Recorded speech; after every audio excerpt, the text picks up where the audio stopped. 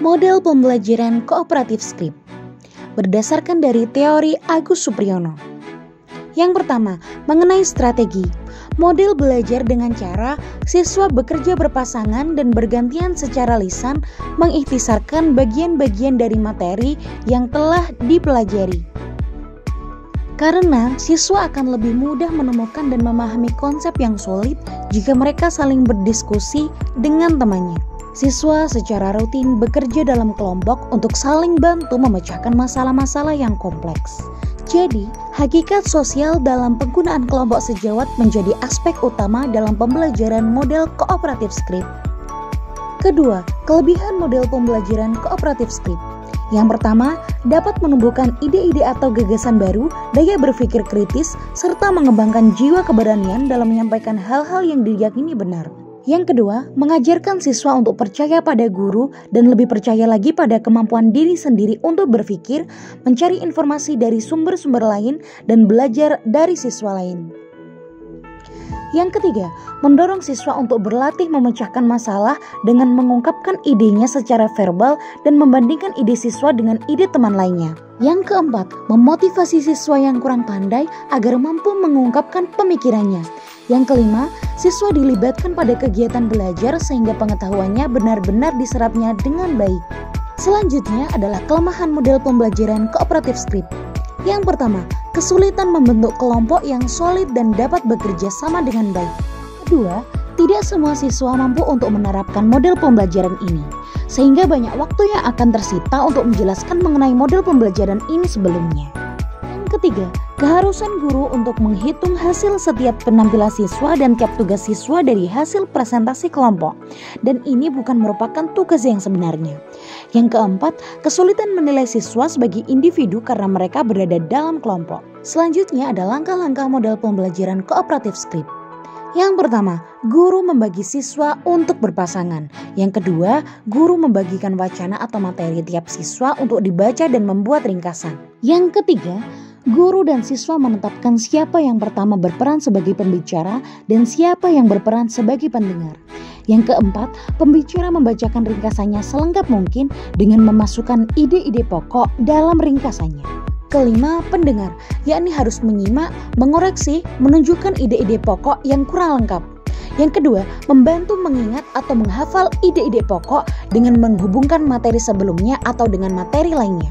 Yang keenam, bertukar peran. Yang semula menjadi pembicara ditukar menjadi pendengar dan sebaliknya, serta melakukan langkah yang nomor 5. Yang ketujuh, yakni kesimpulan siswa bersama-sama dengan guru. Yang kedelapan adalah penutup. Dan berikut adalah praktik model pembelajaran kooperatif skrip. Assalamualaikum warahmatullahi wabarakatuh. Waalaikumsalam warahmatullahi wabarakatuh. Baik, pada pembelajaran kita kali ini, kita masih membahas mengenai cerita fiksi. Kemarin kita sudah membahas mengenai cerita fiksi. Ada yang masih ingat apa itu cerita fiksi? Tunjuk tangan. Saya. Ya, apa? Cerita rekaan atau hayalan. Ya, betul. Ada yang mau menambahi lagi? Ya, apa? Cerita yang dikarang berdasarkan fakta dan diolah oleh pengarang. Ya, betul sekali. Nah, pengertian dari cerita fiksi sudah kita bahas ya kemarin pada pertemuan yang lalu. Nah, sekarang kita akan membahas mengenai yang pertama, ciri-ciri cerita fiksi. Yang kedua, mengenai jenis-jenis dari cerita rakyat. Nah, sekarang kita akan membagi kelompok ya. Jadi nanti ada 2 kelompok dan setiap satu kelompok berisi 2 orang.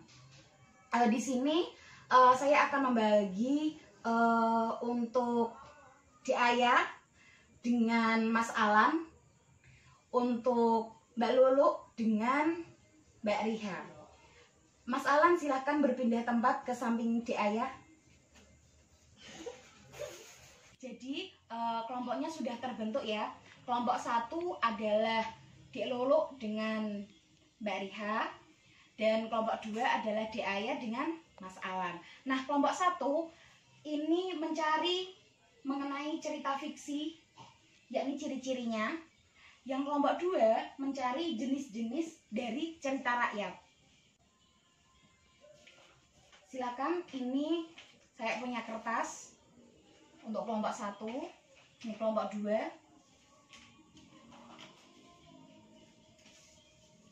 Silakan. Tadi sudah tahu kelompok 1 mencari apa? Ciri-ciri cerita fiksi. Ya, kelompok 2 mencari Jenis-jenis cerita rakyat. ya, betul. Silakan berdiskusi dengan temannya ya. Ini dikasih skat ya. Berdiskusi dengan temannya. Silakan.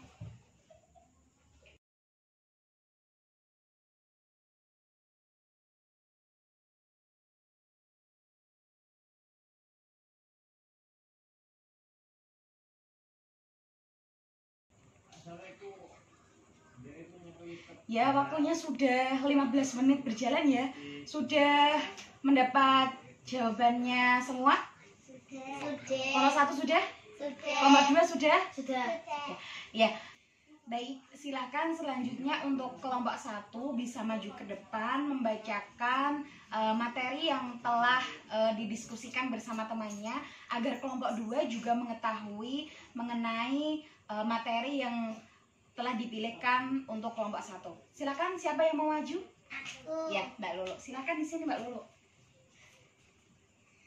Ciri-ciri cerita fiksi. 1. Merupakan cerita rekaan atau cerita nyata yang diolah oleh pengarang. 2. Bertujuan untuk menghibur. 3. Disajikan dalam alur cerita. 4. Menggunakan bahasa yang komunikatif. 5. Menggunakan bahasa yang tidak baku. Ya, berarti tadi ciri-ciri dari cerita fiksi ada berapa? Ada 5 seperti yang sudah dibacakan oleh Mbak Lulu tadi ya. Nah, silakan untuk kelompok 2 juga bisa mempresentasikan hasil dari diskusi bersama temannya agar kelompok 1 juga mengetahui dari materi yang telah dipilihkan oleh kelompok 2. Silakan kelompok 2, siapa yang mau maju? Ya, silakan Mbak Ayat. Yang lainnya menyimak ya. Jenis-jenis cerita rakyat.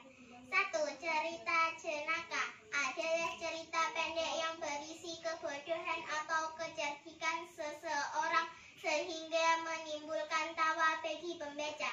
Mite adalah cerita pendek yang berhubungan dengan peristiwa gaib, dewa, peri, dan benda-benda. 3. Fabel, cerita pendek dengan tokohnya adalah para binatang. 4. Legenda, cerita yang mengisahkan terjadinya suatu tempat atau wilayah. 5. Sage adalah cerita lama yang mengandung unsur sejarah, misal kepahlawanan. Ya, terima kasih untuk kelompok 2 di Ayat. Nah, sekarang berdasarkan dari pemaparan dari kelompok 1 maupun kelompok 2 mengenai ciri-ciri dari cerita fiksi dan jenis-jenis dari cerita rakyat, saya mau tanya dari kelompok 2 deh.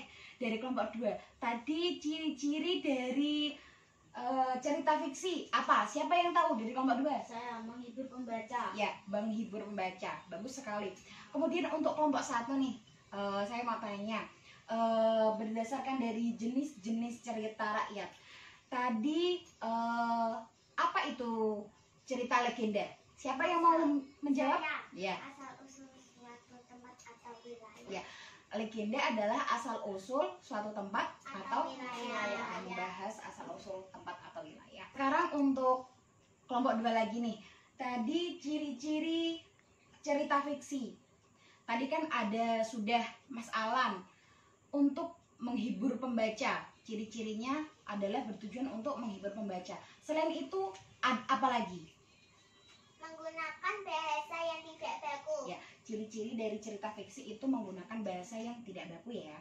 Diingat-ingat ya. Kemudian untuk kelompok 1 lagi nih, mengenai jenis-jenis dari cerita rakyat. Cerita rakyat sage. Apa itu cerita rakyat sage? Menceritakan tentang apa? Ya, Cerita tentang kepahlawanan. ya, betul sekali. Baik, bagi kelompok 1 maupun kelompok 2, saya rasa sudah cukup paham ya mengenai ciri-ciri dari cerita fiksi dan jenis-jenis cerita rakyat. Nanti apabila dari kelompok 1 maupun kelompok 2, misal dari kelompok 1 aku baru tahu jenis-jenis cerita rakyat baru 2 nih, nanti kelompok 1 bisa tanya ke kelompok 2 ya. Nah, kelompok 2 harus mau memberitahu mengenai jenis-jenis cerita rakyat kepada kelompok 1. Jangan pelit informasi ya. Karena kita semua kan teman, begitu ya. Begitu pula untuk kelompok 1. Apabila nanti kelompok 2 untuk ciri-ciri cerita fiksi, kelompok 2 baru tahu 3 nih. Nah, nanti kelompok 1 bisa menambahkan lagi ke kelompok 2. Tadi ciri-ciri cerita fiksi ada berapa? Ada 5. Ya, bagus. Mungkin cukup itu ya pembelajaran kita pada kali ini. Semoga bermanfaat. Terima kasih. Assalamualaikum warahmatullahi wabarakatuh. Waalaikumsalam warahmatullahi wabarakatuh.